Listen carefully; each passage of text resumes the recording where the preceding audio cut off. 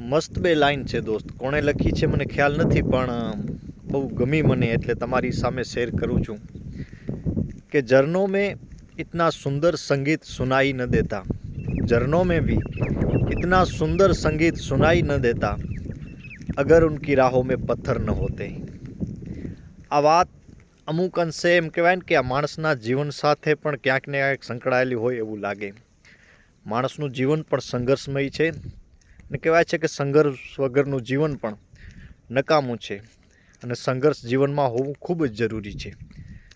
તમે કોઈ પણ ફિલ્ડમાં, કોઈ પણ વસ્તુમાં, કોઈ બિઝનેસમાં સંઘર્ષ કરતા હોય, મહેનત કરતા હોય, બની શકે ક્યાંક નિષ્ફળતા મળે, ક્યાંક સફળતા મળે, પણ તમને જોતી હોય એટલી ન મળે.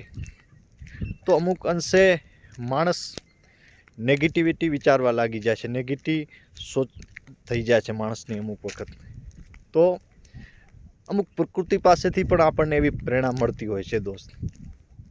બસ આપણને સમજવાની અને એને જાણવાની ને ઓળખવાની જરૂર હોય છે. પથ્થર ભલે છેલ્લા ગાયે તૂટે, પણ એના પહેલાંના ઘા તો નકામા નથી જ જતા.